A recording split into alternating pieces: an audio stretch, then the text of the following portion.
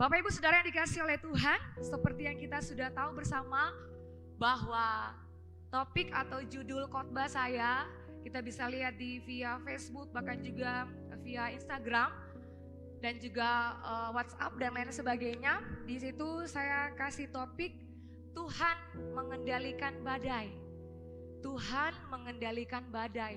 Saya percaya seperti kemarin juga sempat Ibu Gembala sampaikan bahwa tahun 2021 kita tidak tahu apa yang terjadi ke depan. Tapi saya percaya bersama dengan Tuhan kita cakap untuk melakukan segala perkara. Yang percaya katakan amin. Wow, luar biasa, Tuhan mengendalikan badai. Topiknya terdapat di Markus 4 ayatnya yang ke-35 sampai ayat yang ke-41. Markus 4 ayat yang ke-35 sampai ayat yang ke-41. Firman Tuhan berkata demikian. Pada hari itu, waktu hari sudah petang, Yesus berkata kepada mereka, "Marilah kita bertolak ke seberang." Mereka meninggalkan orang banyak itu lalu bertolak dan membawa Yesus beserta dengan mereka dalam perahu di mana Yesus telah duduk dan perahu-perahu lain juga menyertai dia. Lalu mengamuklah taufan yang sangat dahsyat dan ombak menyembur masuk ke dalam perahu sehingga perahu itu mulai penuh dengan air. Pada waktu itu Yesus sedang tidur di buritan di sebuah tilam. Maka murid-muridnya membangunkan dia dan berkata kepadanya, "Guru, engkau tidak peduli kalau kita binasa?" Ia pun bangun, menghardik angin itu dan berkata kepada danau itu, "Diam, tenanglah." Lalu angin itu reda dan danau itu menjadi teduh sekali. Lalu ia berkata kepada mereka, "Mengapa kamu begitu takut? Mengapa kamu tidak percaya?" Mereka menjadi sangat takut dan berkata seorang kepada yang lain, "Siapa gerangan orang ini? Sehingga angin dan danau pun taat kepadanya." Puji nama Tuhan. Bapak Ibu Saudara yang dikasihi oleh Tuhan, cerita yang dikisahkan di Markus 4 ayat yang ke-35 sampai ayat yang ke-41 ini berbicara, saya katakan yang tadi saya baca buat Bapak Ibu Saudara, itu merupakan kisah yang sangat menarik. Kenapa saya katakan kisah yang sangat menarik? Karena kasus ini atau cerita ini diceritakan oleh ketiga Injil. Matius juga menceritakan hal yang sama, Markus juga menceritakan hal yang sama, dan juga Lukas menceritakan hal yang sama. Kalau kita telusuri, kita lihat, kita baca di Injil Matius 8 ayat 23 sampai yang ke-27 berbicara juga hal yang sama. Markus yang tadi kita baca juga di Markus 4 ayatnya yang ke-35 sampai 41 berbicara hal yang sama. Bahkan juga Lukas yang ke-8 ayat yang ke-22 sampai ayat yang ke-25 berbicara hal yang sama, yaitu Yesus meredakan angin ribut. Nah, ini merupakan suatu peristiwa mujizat yang diperbuat oleh Yesus Kristus pada saat itu.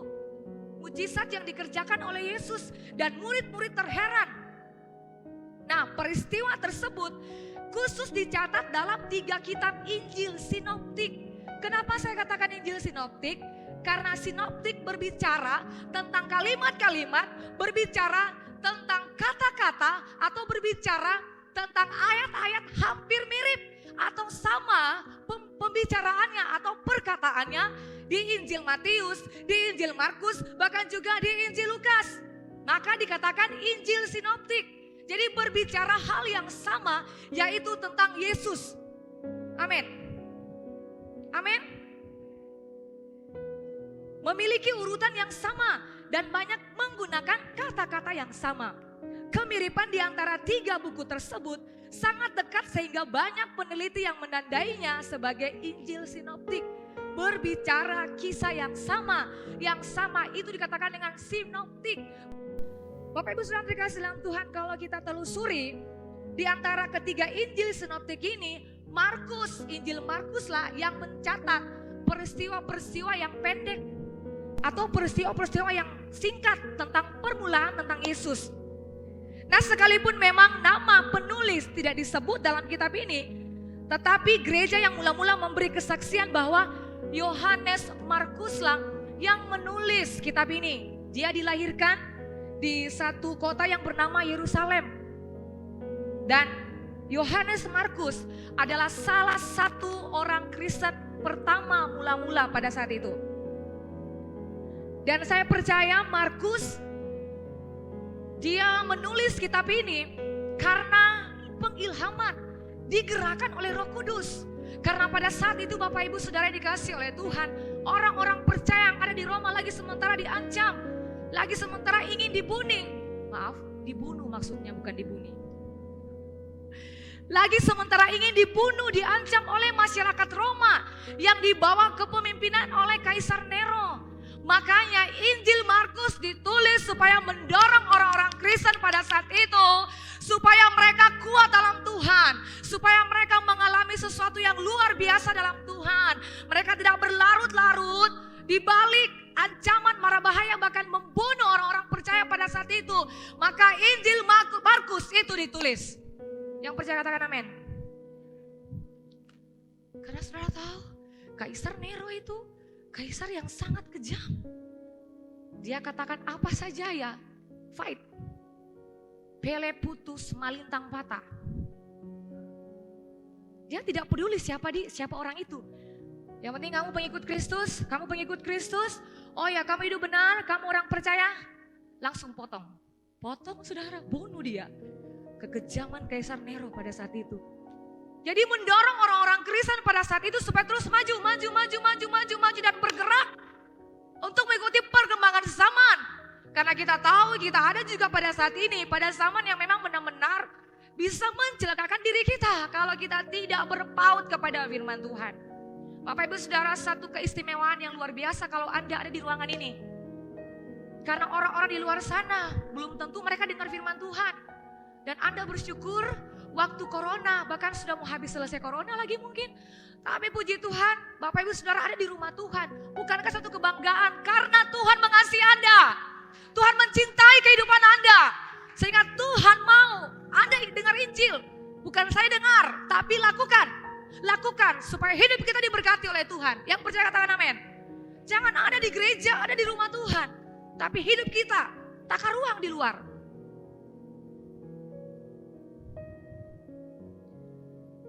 Jadi saya percaya Injil Markus ditulis supaya ketika mereka menghadapi apapun yang terjadi mereka tetap kokoh berdiri. Walaupun kematian. Itulah sebabnya Markus 4 ayat yang ke-35 sampai 41 merupakan cerita yang sangat menarik saya katakan tadi. Di mana Yesuslah yang memegang setir. Yesuslah yang memegang kendali. Mengendalikan badai, persoalan, masa-masa sulit dan penderitaan hidup. Yang percaya katakan amin.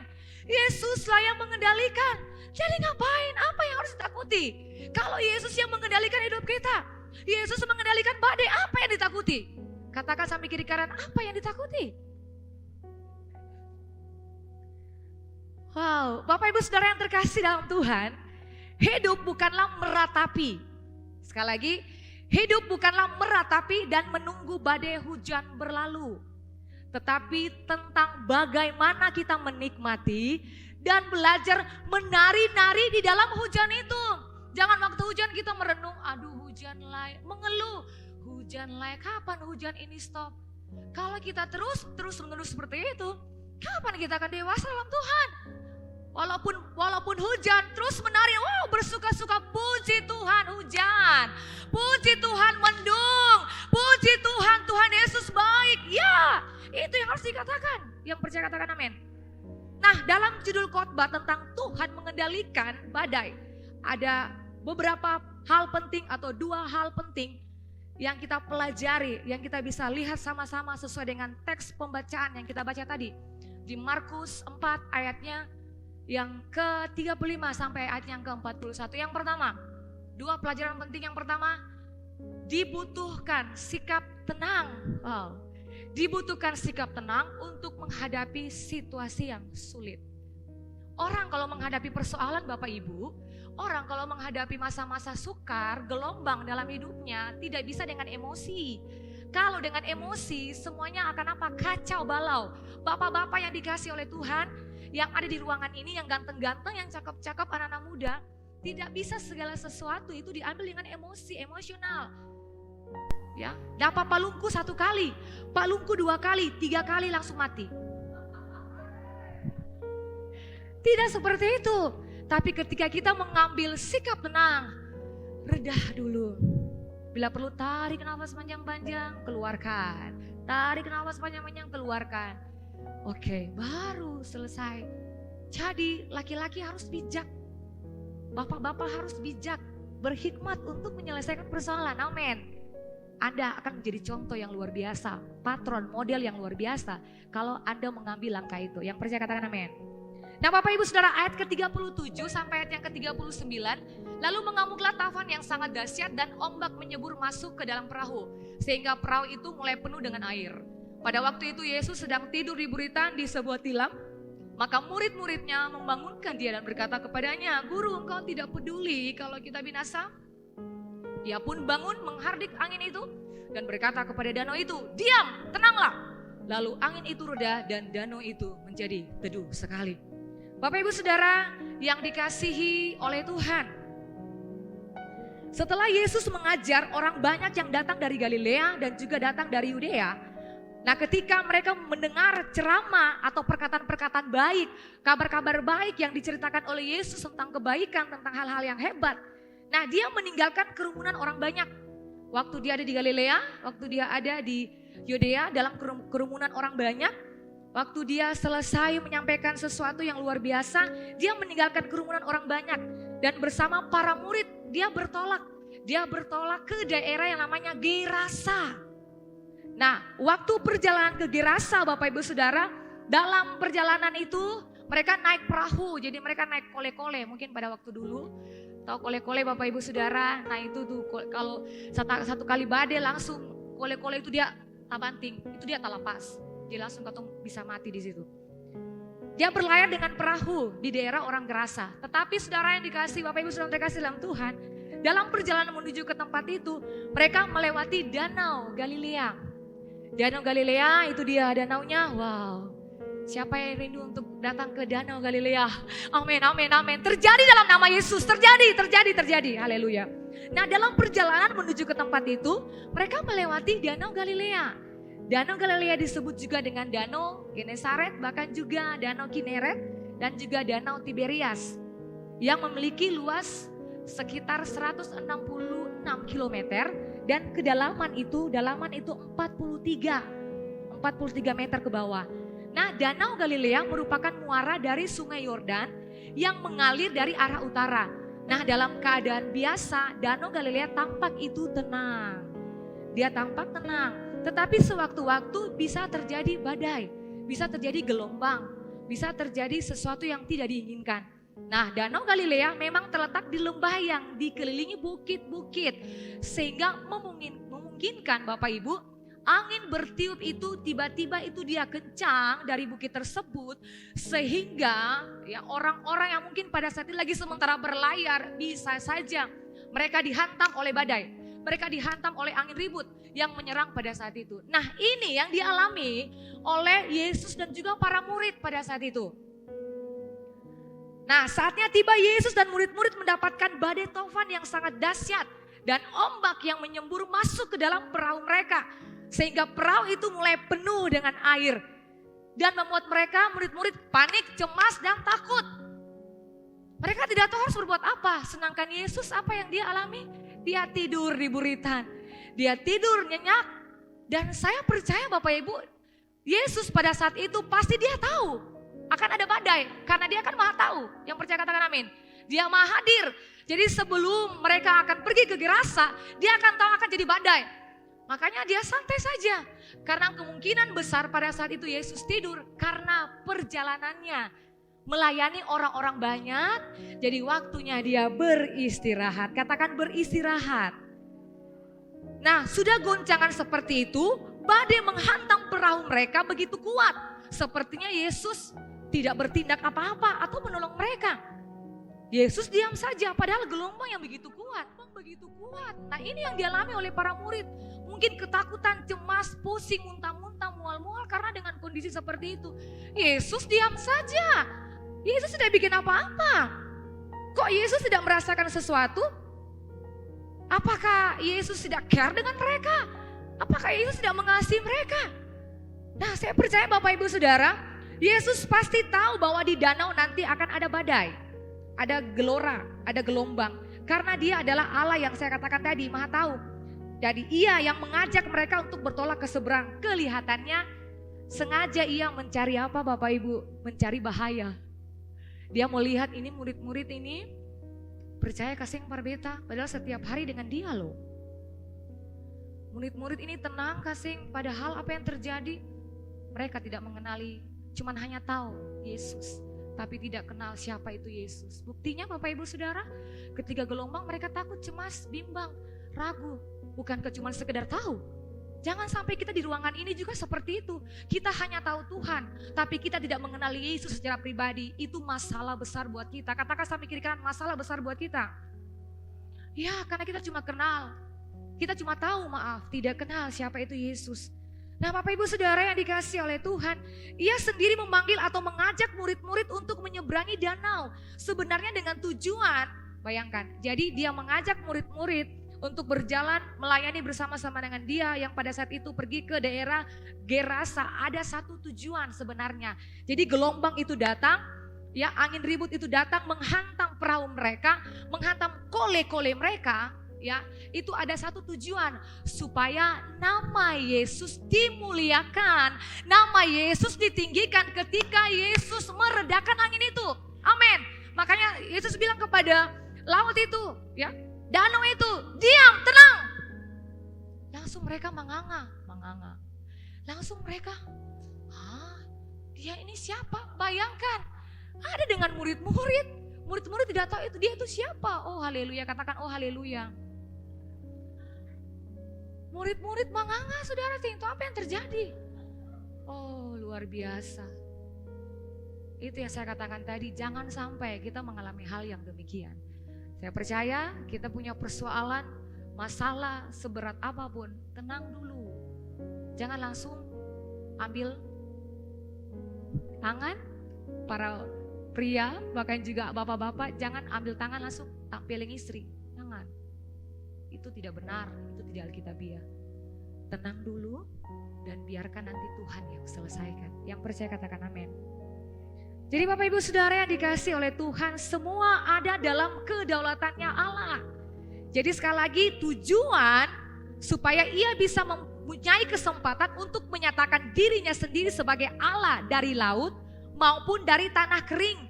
Dan untuk menunjukkan bahwa segala kuasa yang ada di bumi dan di sorga di bawah miliknya atau di bawah adalah itu miliknya. Itu miliknya, dia mau bikin apa saja terserah dia.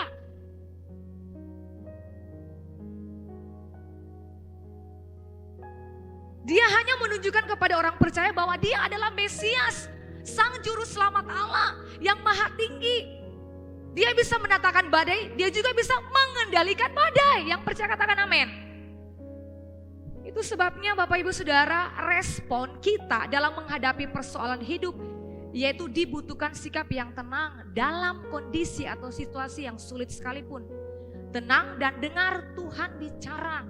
Dengar Tuhan mau ngomong apa. Jangan kita terlalu banyak bicara Tuhan minta mau ini, minta mau ini, minta mau ini, minta mau ini. Tuhan minta mau jodoh, Tuhan minta mau ini, minta mau mobil, minta mau motor, minta mau begini, minta punya rumah tangga, bicara paling banyak.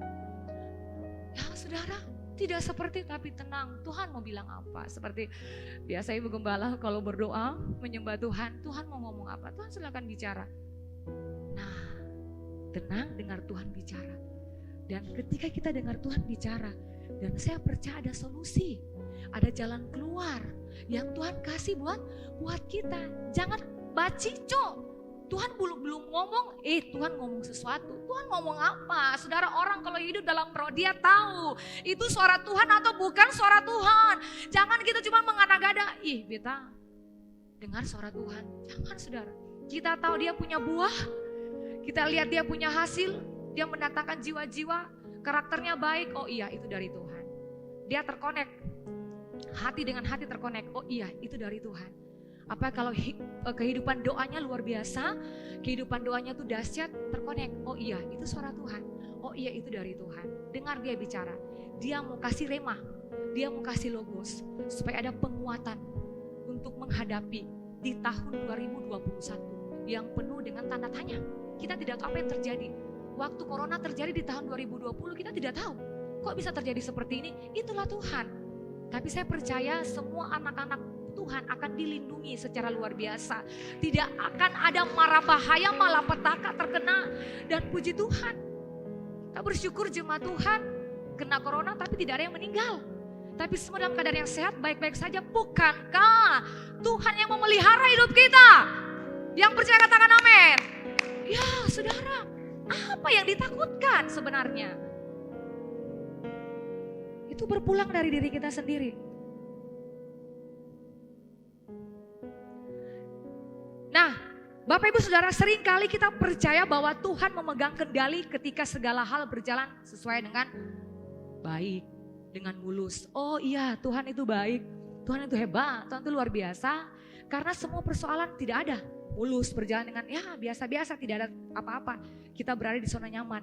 Kita mengalami perubahan-perubahan baru. Wow, bisnis maju, keluarga bahagia, anak-anak memperoleh nilai-nilai yang baik. Wow, kita diberkati dan lain sebagainya. Kita tahu Tuhan sedang memimpin langkah-langkah kita. Ya, hidup ini terasa indah. Tapi Bapak Ibu Saudara, yang kita alami pada saat ini, ekspektasinya yang terjadi, kenyataannya yang terjadi itu berbanding terbalik, betul? Apa yang kita pikirkan tidak seperti apa yang Tuhan pikirkan. Dan saya percaya ketika kemelut itu datang dalam kehidupan kita, sebenarnya ada tujuan. Tujuan supaya kita naik level. Tujuan supaya kita dalam peninggian yang bersama dengan Tuhan. Itu yang Tuhan mau. Ya, seorang teman mengkhianati kita, bisnis kita sedang menurun dalam masa-masa pandemik, bahkan mengalami kebangkrutan mungkin. Kita berpikir tentang istri kita yang mengalami sakit penyakit. Medis mengatakan istri kita, suami kita seperti begini. Orang yang kita benci satu gereja dengan kita, tambah streslah kita dan lain sebagainya. Nah, pada waktu-waktu yang sulit, mudah untuk kita berpikir, Tuhan di mana? Tuhan engkau di mana? Bagaimana mungkin engkau mengizinkan ini terjadi pada aku? Mulai berpikir, apakah Tuhan ada? Kok kita melayani Tuhan? Kita ada di gereja ini, setiap minggu kita ada di gereja ini, kok sama saja? Kayak persoalan itu tidak habis-habis, masalah itu tidak habis-habis. Seperti kemarin-kemarin Ibu Gembala sempat katakan proses Tuhan. Kok belum ada Tuhan, jawaban Tuhan. Kapan Tuhan? Kapan saya menerima itu Tuhan? Kok belum selesai-selesai? Perhatikan baik Bapak Ibu Saudara. Tuhan yang sama, yang berkuasa pada waktu-waktu yang baik, juga Dia berkuasa pada waktu-waktu yang sukar. Amin. Jadi perjalanan hidup seseorang itu ada yang mulus, ada yang tidak mulus. Ada yang baik dan juga ada yang buruk. Waktu-waktu yang sukar sebenarnya mungkin saat ini kita alami. Tapi ingat, Tuhan tidak akan mengizinkan sesuatu badai kecuali Dia memiliki tujuan ilahi. Yang percaya katakan amin. Ya, itu tujuan yang paling penting, yang paling mulia. Dia tidak pernah mengatakan Dia akan mencegah setiap kesulitan. Tetapi Dia berjanji akan memanfaatkan setiap kesulitan yang terjadi. Ada makna, ada arti di balik setiap persoalan. Masa-masa sulit, badai yang kita alami. Yang percaya katakan amin. Wow, luar biasa. Nah, waktu Tuhan jawab, bukankah kita akan terheran-heran? Bukankah kita akan katakan, Tuhan takjub. Oh, ini Tuhan jawaban dari persoalan saya. Wow, ini Tuhan jawaban dari masalah saya.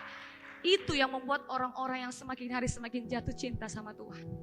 Itu yang membuat orang semakin hari semakin mau pingin dekat sama Tuhan. Mau cari wajah Tuhan sungguh-sungguh. Jadi saudara, itu pekerjaan roh. Itu pekerjaan Roh Kudus. Jadi kalau Roh Kudus mengajak atau menggiring Anda untuk datang di gereja ini, itu karena saudara rindu lapar haus akan Tuhan. Ada satu pergerakan yang luar biasa yang Tuhan akan kerjakan atas kehidupan Anda. Yang penting bertahan. Katakan bertahan. Wow, luar biasa. Waduh, ini sudah mau akhir tahun. Belum ada tanda-tanda. Di tempat pekerjaan saya, di kantor saya, yang sebenarnya gaji yang saya dapat sekian. Tapi ekspektasi yang saya alami selama ini, selama masa pandemik, bos saya memotong gaji saya setengah. Tapi saudara bersyukur Anda masih hidup. Walaupun Anda punya gaji dipotong, Anda masih hidup, Anda masih bernafas, masih bisa menikmati berkat Tuhan yang melimpah. Saya percaya kita hidup dalam kelimpahan.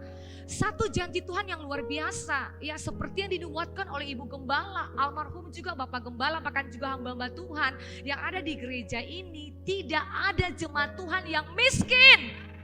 Jemaat Tuhan GKI Hidup Ambon tidak ada yang miskin, tapi semua menjadi orang yang kaya raya. Amin, terjadi. Pengusaha babi, pengusaha anjing kah itu, pengusaha perahu kah itu, pengusaha ikan kaleng kah itu, tetapi ada berkat Tuhan yang Tuhan kasih buat orang itu. Amin. Amin. Pengusaha babi, amin. Kita berikan tepuk tangan buat Tuhan. Wow, luar biasa. Saya percaya kita semua menikmati hadirat Tuhan. Amin. Ya, jadi sekali lagi tenang menghadapi masa-masa sulit.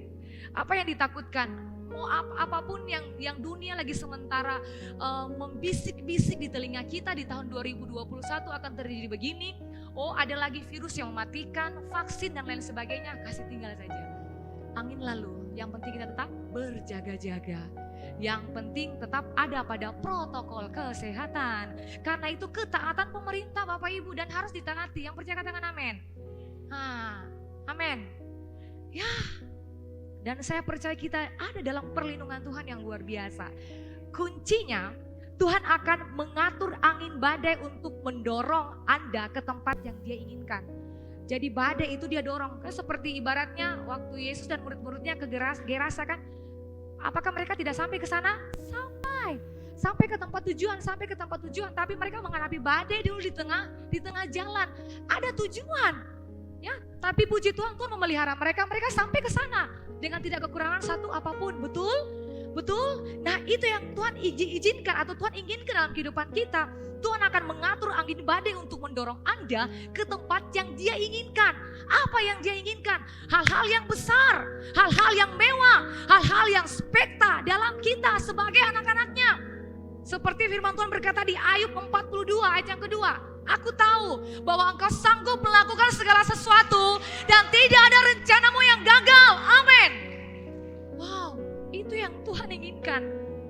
Jadi kalau Tuhan yang memberikan badai, Tuhan juga mengendalikan. Ada rencana Tuhan yang indah di balik itu. Amin. Nikmati saja, tetap tersenyum. Amin. Bapak Ibu Saudara, tolong kasih senyum di kiri kanan. Katakan tetap tersenyum. Luar biasa. Amin. Jadi Bapak Ibu Saudara, Tuhan memanfaatkan badai untuk menggerakkan Anda dari titik A ke titik B. Memang embusan angin mungkin kuat, situasi mungkin tampak buruk, tetapi jika Anda tetap bertahan, tidak menjadi kecut hati, tidak mengeluh, angin itu akan mendorong Anda menuju level baru dalam kehidupan Anda. Jangan jadi jemaat yang pecundang. Waktu masalah ada lari. Sudah selesai masalah itu, oke datang lagi. Habis itu lari lagi. Sudah selesai, datang lagi. Jangan jadi pengecut, jangan jadi pecundang sebagai orang percaya loh. Amin. Selesaikan dengan penuh keberanian. Anda adalah orang-orang yang lebih dari pemenang. Selesaikan dengan mental pemenang, jangan dengan mental pengecut. Karena Tuhan tidak senang dengan orang-orang yang mental pengecut. Berani hadapi masalah itu. Masalah dengan siapa saja, tetangga kita. Jangan kita sakit hati dengan tetangga kita. Benci dan tidak suka. Oh itu salah besar. Anda orang percaya, Anda orang benar. Bukan orang di luar Tuhan. Jadi Anda harus hadapi itu. Berani apa? Berani selesaikan. Harus jadi pendamai. Saya masih ingat waktu Ibu Gembala belum jadi gembala. Ya, beliau katakan saya masih ingat buat banyak orang, saya masih ingat pada saat itu. Jadi pendamai buat orang lain, bukan jadi musuh untuk orang lain. Ketika kita jadi pendamai untuk orang lain, maka orang lain senang lihat kita. Orang bahagia lihat kita, bukan karena kita cantik, memang cantik. Bukan karena kita ganteng, saudara, cantik karena kemuliaan Tuhan.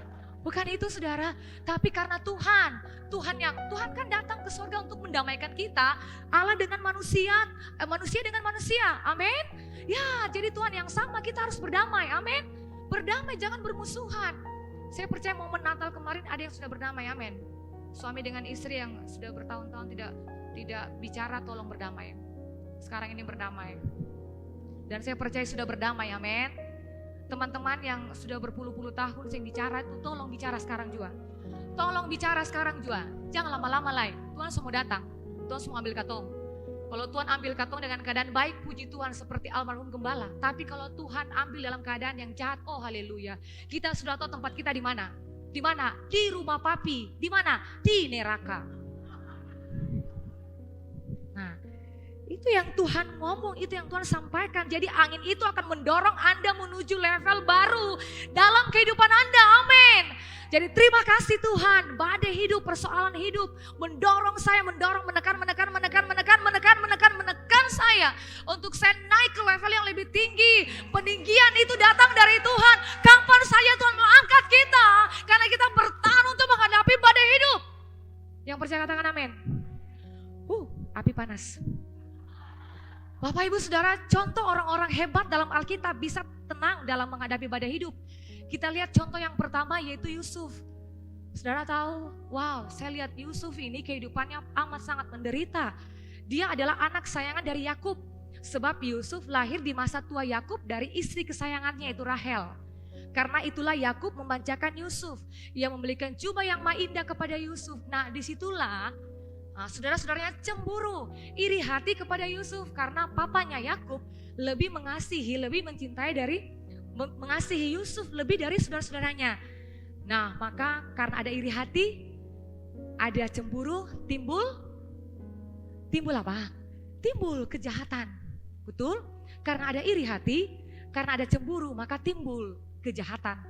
Kejahatan dari apa? Dari pikiran kita.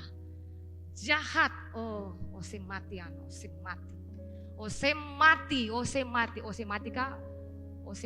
atau beta yang mati. Jadi Bapak Ibu Saudara yang dikasih oleh Tuhan, mereka cemburu. Itulah sebabnya Yusuf mengalami satu proses tekanan yang amat sangat menyakitkan. Dia dijual kepada orang Mesir. Sampai di situ Bapak Ibu, Yusuf juga dijual kepada seorang pegawai istana Firaun yang bernama Potifar. Hal yang dialami Yusuf ini tentu sangat menyakitkan. Terlebih lagi karena yang melakukannya adalah justru saudara-saudaranya yang sebenarnya melindungi dia. Yang sebenarnya bertanggung jawab atas kehidupan dia, padahal berbanding terbalik. Kasihan, bukan sampai di situ, istri Potifar juga pun yang memperlakukan dia tidak adil. Ingin mau tidur dengan dia, betul Bapak Ibu? Yusuf pada saat itu dia umurnya mungkin masih sekitar 17 tahun 18 tahun. Tipe-tipe Peter Hetari mama. Nah jadi memang dia ganteng pada zaman itu. Jadi tahu di Alkitab dia adalah salah satu pria, 10 pria yang ganteng di Alkitab. Salah satunya Yusuf. Wow. Bayangkan kalau kita lihat di Alkitab ini ada banyak pria-pria, tapi dia dari 10 pria yang ganteng, salah satunya Yusuf. Makanya kenapa istri Potifar jatuh hati, ya, jatuh cinta kepada dia. Ingin mau tidur bersetubuh dengan dia, mau setiap hari dia goda-goda terus Yusuf. Tapi Yusuf, apa yang terjadi? Dia tidak tergoda Bapak Ibu. Nah, bukan sampai di situ saja. Dia difitnah, dicebloskan dalam penjara dan lain sebagainya. Penderitaan yang tidak habis-habisnya dalam kehidupan Yusuf. Tapi Bapak Ibu Saudara, Kejadian 50 ayat yang ke-20 dikatakan di situ, memang kamu telah mereka-rekakan yang jahat terhadap aku, tetapi Allah telah mereka-rekakannya untuk kebaikan. Ini keberhasilan dari Yusuf. Orang-orang di sekitar dia menjahati dia, bahkan saudara-saudara kandungnya sendiri. Tapi dia bilang, oke, tidak apa-apa, saya jalani saja kehidupan saya. Mereka rekan-rekan yang jahat, tapi saya percaya Tuhan mengambil itu dengan kebaikan.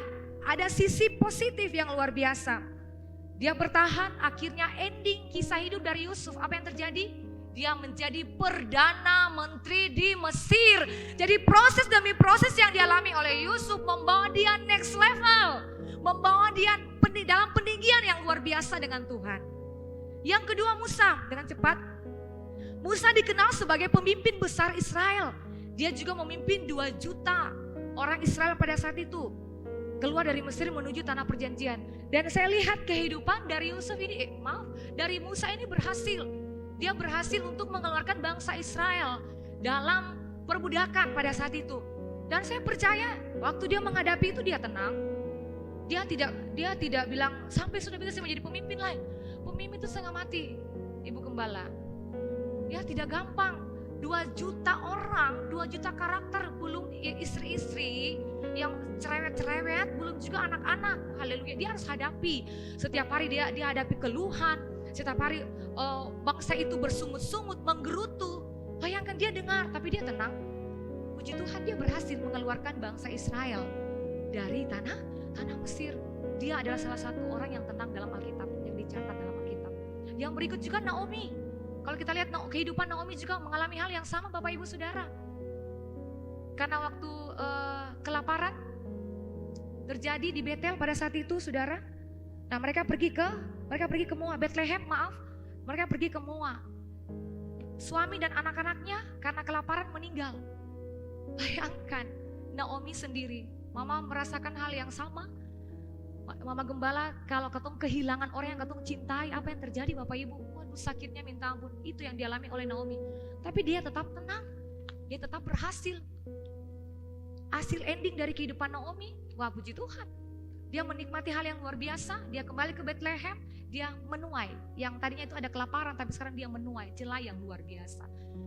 Bonus, anak apa tuh? Ruth, anak mantu maksudnya. Anak mantu dengan mama mantu begini boleh, itu luar biasa. Dan saya percaya Naomi dengan Ruth ini ada di sini. Anak mantu dengan mama mantu yang akurnya luar biasa. Ini seperti Naomi dengan Ruth. Waktu pulang ke Bethlehem, apa yang terjadi? Ruth dapat pasangan baru. Yaitu siapa? Itu bonus. Boaz. Wow, luar biasa Bapak Ibu Saudara, tenang, hadapi, tapi hal-hal yang luar biasa Tuhan kerjakan atas kehidupan orang tersebut. Sadrak, Mesak, Abednego juga mengalami hal yang sama. Bayangkan mereka masuk dalam perapian yang menyala-nyala, cuman hanya karena disuruh untuk menyembah patung emas yang didirikan oleh Raja Nebukadnezar. Mereka tidak mau. Mereka tidak mau. Apa yang mereka katakan? Mereka tenang, mereka biasa, mereka tidak panik. Aduh, mati. Tidak, Saudara, mereka tenang. Mereka hadapi dengan situasi yang tenang, sabar. Dan Daniel 3 ayat yang ke-17 sampai ayat yang ke-18 dikatakan begini, jika Allah kami yang kami puja sanggup melepaskan kami, maka ia akan melepaskan kami dari perapian yang menyala-nyala itu dan dari dalam tanganmu ya Raja. Tetapi seandainya tidak, hendaklah Tuanku mengetahui ya Raja, bahwa kami tidak akan memuja dewa Tuanku dan tidak akan menyembah patung emas yang Tuanku dirikan. Tidak. Mereka tetap ada di perapian yang menyala-nyala. Oke, silakan masuk. Perapian yang menyala-nyala, Saudara, mujizat terjadi. Mujizat terjadi. Katakan mujizat terjadi. Yang ada bersama-sama dengan mereka pada saat itu bukan mereka sendiri, tapi ada satu malaikat yang ada bersama-sama dengan mereka. Baju mereka atau tubuh mereka tidak terbakar. Wow. Bahkan tanpa aroma asap. Tidak ada asap, tidak ada aroma asap. Biasa kalau kita kena asap sedikit kan, aduh, padahal ini baju sebagai parfum. Sudah kena aroma asap, pasti akan bau-bau. Betul Bapak Ibu? Nah, sama, tidak ada aroma asap. Ending dari kisah mereka adalah promosi. Wow. Daniel 3 ayat yang ke-30 dikatakan, lalu Raja memberikan kedudukan tinggi kepada Sadrak, Mesak dan Abednego di wilayah Babel. Semua orang-orang yang ada di istana harus memuja Allah yang disembah oleh Sadrak, Mesak dan Abednego. Satu kemuliaan bagi nama Tuhan. Amin Bapak Ibu Saudara. Katong punya persoalan, Bapak Ibu Saudara punya, saya juga punya persoalan. Mungkin suami tidak kunjung-kunjung datang. Sudah berpuluh-puluh tahun suami tidak berubah. Berubah masih tidak berubah, masih ringan tangan. Memukul Anda para istri. Seperti Ibu Gembala kan, Ibu Gembala ajar kepada kita, bahkan juga hamba-hamba Tuhan, para pastor ajar kepada kita di atas mimbar ini. Ibu-ibu yang berubah, ambil ibu-ibu yang berubah, ibu-ibu yang harus berubah. Ambil sikap tenang dan sabar untuk menghadapi suami-suami. Dan suami-suami itu pasti kembali. Seperti keluarga Rehata. Sabar. Dan kesabaran itu berbuah. Kesabaran itu berbuah. Akhirnya suami beliau datang juga. Bertahun-tahun Bapak Ibu Saudara menunggu. Itu capek, lelah. Kadang-kadang tidak mau terima suami lagi untuk ada di, karena sudah begitu kejahatan misalnya ya, kejahatan yang dibuat dan lain sebagainya. Istri mau terima juga, aduh maaf juga, tidak saya akan terima. Tapi saya percaya kalau Tuhan ada dalam ketemu punya hidup, Roh Tuhan yang berkuasa atas kita punya hidup. Saya percaya istri-istri, engkau harus menerima kembali suamimu, karena itu suamimu. Engkau harus menerima istrimu, karena itu istrimu yang dipersatukan oleh Tuhan. Tidak bisa diceraikan oleh manusia. Palu, toki 3 kali. Kita berikan tepuk tangan dulu buat Tuhan Yesus. Bapak Ibu Saudara yang dikasihi oleh Tuhan, kejahatan harus dibalas dengan kebaikan. Jangan kejahatan dibalas dengan kejahatan. Oh, karena beta punya suami bikin pahit beta, beta akan kasih pahit OC. Beta akan bikin kopi pahit par OC. Oh, haleluya. OC minum, OC akan mati. Bukan Anda punya suami mati, tapi Anda sendiri yang mati, Bapak Ibu. Mati dengan apa? Kebencian, mati dengan luka-luka batin, sakit hati, mati dengan itu. OC pikir kopi, OC mati, nanti OC keluar dari sini. Mobil tabrak OC, tabrak. Oto tabrak OC mati. Bukan dia mati, Anda yang mati. Karena apa? Anda menyimpan racun-racun kepahitan, racun-racun kebencian itu menyebar di apa? Di tubuh Anda. Dan itu menjadi penyakit. Penyakit itu yang mematikan Anda. Jadi bukan musuh Anda yang mati, Anda yang mati. Yang percaya katakan amin. Ya, Bapak Ibu, Tuhan itu adil. Amin, dia akan membela kita. Tidak perlu cari pembelaan kepada manusia. Cari orang-orang, bela beta, Novi tolong bela beta, Usi tolong bela beta, Pastor Ewi tolong bela beta. Beta benar, ngapain? Cari pembelaan dari manusia, tidak akan pernah bisa. Yang kita alami akan menjadi kecewa. Tapi kalau kita minta Tuhan tolong beta, bela beta, iya. Karena pembelaan datang dari Tuhan. Tidak perlu cari pembelaan. Tenang saja, diam saja, berdoa. Dan beta percaya, atau percaya, Tuhan itu yang akan menjawab katong punya setiap persoalan. Jadi tidak perlu takut. Ya, tidak perlu takut. Tidak harus tahu siapa yang salah, siapa yang benar. Ngapain? Tidak perlu cari. Nanti bikin susah kita sendiri. Bapak Ibu, almarhum Gembala Sidang, aduh luar biasa. Beliau katakan begini, sikap tenang itu pilihan. Wow. Sikap tenang itu pilihan. Ketika kita memilih untuk tenang, maka kita akan menemukan kebahagiaan. Kebahagiaan membuat hati kita tentram. Makanya beliau punya anak, dokter bilang, "Seng tahu papa itu hati terbuat dari mana?" Bukan hati manusia, tapi seng tahu hati terbuat dari mana. Oh, haleluya. Dan kita tidak akan menemukan tekanan batin di dalam jiwa kita. Karena pilihan yang kita buat itu benar.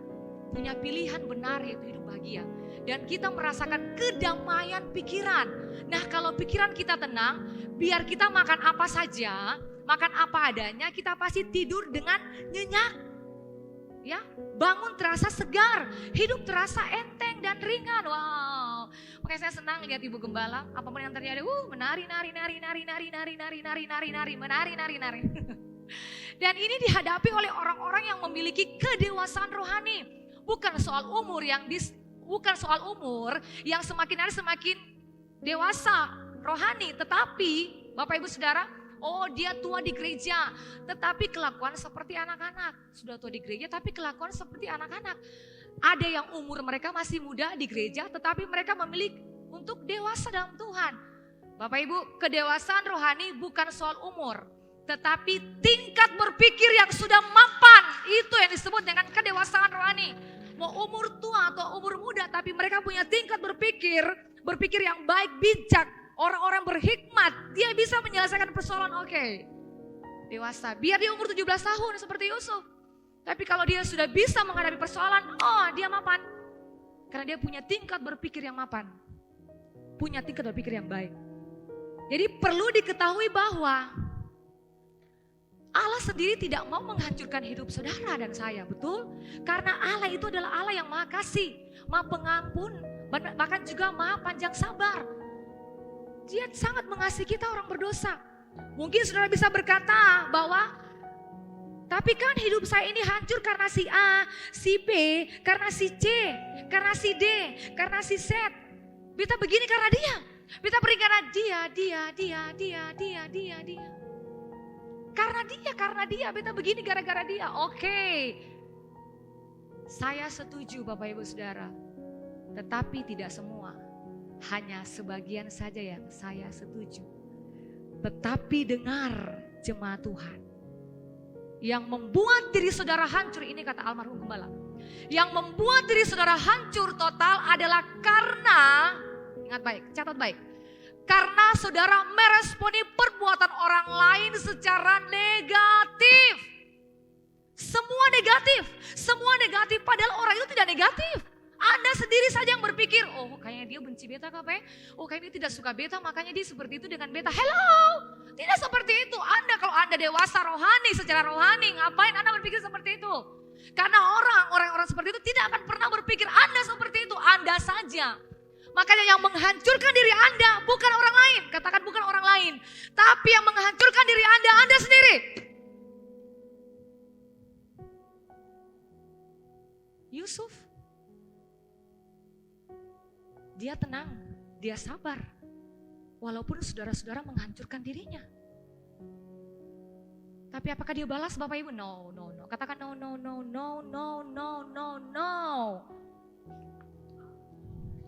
Tidak. Padahal sebenarnya ada sisi baik atau positifnya di balik badai itu. Seperti yang dialami oleh Yusuf. Sebenarnya kalau kita berpikir positif, ini nih otak ini, katakan otak. Ya, pikiran ini selalu diperbaharui terus. Makanya seseringlah untuk dengar firman Tuhan. Tuhan bicara buat kita melalui hamba-hamba Tuhan, walaupun itu keras, tapi dia mendidik, mengajar, melatih kita supaya kita menjadi dewasa dalam Tuhan. Tingkat berpikir kita, jadi ketika kita menghadapi apapun, berpikir positif. Tenang dulu, sabar dulu. Yes, Anda adalah orang-orang dewasa dalam Tuhan. Yang percaya katakan amin. Yang percaya katakan amin. Yes, Bapak Ibu Saudara, Filipi 4 ayat yang ke-6 sampai ayat yang ke-7. Janganlah hendaknya kamu khawatir tentang apapun juga, tetapi nyatakanlah dalam segala hal keinginanmu kepada Allah dalam doa dan permohonan dengan ucapan syukur. Kadang-kadang badai persoalan itu datang karena kita khawatir, bimbang. Abis ini kita makan apa, pulang ini sentuh kita makan apa, abis ini kita sentuh mau bikin apa, aduh kayaknya sulit hidup ini, sing bisa deh, setiap hari tidak bisa, kapan bisanya Bapak Ibu? Hadapi dengan sikap yang positif, respon yang positif. Supaya kita bisa menghadapi dengan tenang, fine. Bahagia itu pilihan. Amin. Jadi tergantung kita mau bahagia atau tidak, itu pilihan Anda. Kami dari mimbar ini cuma menyampaikan kalau hidup itu pilihan atau bahagia itu pilihan. Mari kita pilih bahagia, senang-senang saja.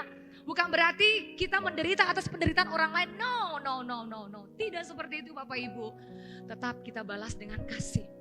Panggil mereka berdoa. Punya masalah apa, punya persoalan apa. Bila perlu kalau dia sedih, kita juga mengalami hal yang sama. Sedih bersama-sama dengan mereka. Sukacita juga bersama-sama dengan mereka. Yang percaya katakan amin. Amin. Yang kedua. Oh rabashika ralabasa katakara namo ralabashika. Haleluya. Jadi sekali lagi sikap tenang dimiliki ketika kita diam dalam hadirat Tuhan, dengar dia berbicara, bersyukur di setiap badai yang dialami orang percaya. Tenang dalam hadirat Tuhan, diam di hadirat-Mu, dengar dia berbicara. Tidak ada kata-kata buruk dari Tuhan, kalau dari manusia boleh. Betul? Kata-kata sumpah serapah, makian dan lain sebagainya, tapi Tuhan tidak, dengar dia bicara, bersyukur. Syukur Tuhan. Yang kedua, dalam judul khotbah tentang Tuhan mengendalikan badai. Yang pertama, tenang untuk menghadapi masa-masa sulit. Yang kedua, yang terakhir, milikilah iman yang tidak biasa. Wow. Milikilah iman yang tidak biasa. Markus 4 ayat yang ke-40 sampai 41, sudah mau hampir habis. Lalu ia berkata kepada mereka, mengapa kamu begitu takut? Mengapa kamu tidak percaya? Mereka menjadi sangat takut dan berkata seorang kepada yang lain, siapa gerangan orang ini sehingga angin dan danau pun taat kepadanya? Bapak Ibu, takut adalah perasaan gentar menghadapi sesuatu yang lebih besar dari kemampuan yang dimiliki dan dianggap mendatangkan bahaya. Saya mohon keyboard ke depan. Yesus main keyboard, bukan keyboard. Pemain keyboard. Nah, kita lanjut ke sini ya, supaya tidak ada yang ngantuk Bapak Ibu. Saya percaya dalam hadirat Tuhan tidak ada yang ngantuk, amin. Oke. Jadi sekali lagi saya bacakan, takut adalah perasaan gentar menghadapi sesuatu yang lebih besar dari kemampuan yang dimiliki dan dianggap mendatangkan bahaya. Yesus menegur murid-muridnya ketika perahu yang mereka tumpangi diamuk angin taufan dan perahu penuh air dan akan tenggelam. Mereka lupa dengan mujizat-mujizat yang telah Yesus lakukan dan Yesus sanggup melakukan berbagai mujizat. Kadang-kadang karena persoalan, masa-masa rumit itu paling banyak di pikirannya, lupa mujizat Tuhan. Lupa hal-hal yang baik. Padahal Tuhan mengerjakan hal-hal yang spektakuler dalam kehidupan Anda, Bapak Ibu. Tuhan menyatakan mujizat di balik masalah itu. Ngapain ingat masalah itu? Ngapain ingat persoalan itu? Ketika kita taruh di kaki Tuhan, ketika kita menyembah Tuhan, kita diam dalam hadirat Tuhan, kita percaya ada jawaban Tuhan yang Tuhan kasih buat kita, amin. Beriman, iman yang tidak biasa. Kalau iman biasa-biasa, aduh, bisa kasihnya masalah ini selesai, kayaknya tidak bisa. Tapi iman yang tidak biasa, dia bisa katakan, beta percaya, beta pasti menghadapi masalah itu. Dan beta percaya, beta punya masalah, pasti ada jalan keluar. Itu iman yang tidak biasa. Dan orang-orang yang memiliki iman ini, itu mungkin hanya 1:1000. Tuhan butuh orang punya iman yang tidak biasa. Anda mungkin tidak disenangi oleh teman-teman kantor Anda karena Anda punya pangkat di atas. Tapi katakan, beta percaya. Beta punya kehidupan menjadi berkat buat dia. Orang-orang benci beta akan kenal Yesus. Akan kenal Yesus sebagai Tuhan dan Juru Selamat beta. Beta percaya beta akan rebut dia. Dia harus datang di gereja dan dia harus hidup takut Tuhan. Itu orang-orang yang hidupnya tidak biasa. Bapak Ibu Saudara, saya punya satu kesaksian. Saya tahu mungkin saya pernah berbicara di sini. Saudara, Bapak Ibu Saudara, mungkin juga di Komsel saya berbicara. Ini iman gila-gilaan. Ini iman bagi saya, ini iman konyol bagi saya. Cuman hanya modal genggam gantungan kunci Singapura, gantungan kunci negara Singapura. Cuman genggam karena pada saat itu saya tidak punya uang. Kami gerombolan untuk akan pergi ke Singapura pada saat itu untuk menghadiri wisuda dari Pastor Ewin dan juga Pastor Lady pada saat itu. Saya tidak punya uang ke sana. Karena pada saat itu memang mahal, semuanya mahal. Saya bilang, Tuhan, saya tidak punya uang ke sana. Tapi luar biasa Tuhan, iman saya menggerakkan tangan Tuhan untuk menjawab doa, menjadi kenyataan. Hanya Bapak Ibu cuma genggaman sebuah gantungan kunci Singapura. Saya katakan, Tuhan, beta percaya beta pasti akan ke Singapura. Dengan gantungan kunci itu Bapak Ibu, apa yang terjadi besoknya, berkat Tuhan mengalir di rekening saya. Berkat Tuhan mengalir ke rekening saya. Dan pada saat itu juga besoknya, lusanya, saya bisa berangkat ke Singapura dengan modal iman. Satu lagi, tahun kemarin saya rindu punya motor. Bapak Ibu, saya sangat rindu punya motor. Ini bukan iman yang biasa, tapi ini memang benar-benar iman yang luar biasa yang saya miliki. Tuhan, saya rindu punya motor, tapi saya belum punya uang 20 juta untuk membeli motor ini. Saya cuma bilang, dalam nama Yesus, ini iman yang tidak biasa. Beta pasti punya motor. Apa yang terjadi? Kerja bersama-sama dengan hamba Tuhan yang lain, belum sampai 1 tahun 2 tahun, Tuhan kasih saya motor melalui Bapak Gembala. Dan sekarang saya bisa menikmati motor itu. Dan saya tahu itu iman yang tidak biasa. Itu iman yang tidak biasa. Mari Bapak Ibu miliki iman yang tidak biasa. Orang mau bilang, oh masalah itu tidak bisa lagi diselesaikan. Penyakit itu tidak bisa lagi diselesaikan. Siapa bilang? Itu kata Anda, itu kata tetangga, itu kata suami, itu kata istri, tidak kata Tuhan. Karena iman yang tidak biasa itu iman yang ekstrim. Iman yang radikal, dan Tuhan butuh iman seperti ini. Yes, I believe in you God. Saya percaya Engkau Tuhan. Engkau Tuhan yang sanggup melakukan segala sesuatu dan tidak ada rencanamu yang gagal. Percaya Tuhan, percaya 100% Tuhan. Dia sanggup mengendalikan segala sesuatu yang tidak mungkin menjadi mungkin. Apa sih? Itu kecil di hadapan Tuhan. Seperti kue kecil, Tuhan bisa lakukan apa saja. Dia bisa memindahkan gunung. Dia bisa lakukan apa saja dalam kehidupan kita, yang penting kita percaya atau tidak. Bapak Ibu Saudara, keluarga, istri-istri yang rindu punya anak, percaya ketika engkau beriman, imanmu tidak biasa, engkau pasti punya anak. Engkau pasti punya anak, engkau pasti punya anak. Karena imanmu itu bukan iman yang biasa, tapi iman yang luar biasa. Iman yang tidak biasa yang dimiliki oleh Anda dan orang lain tidak memiliki hal yang sama. Yang percaya katakan amin.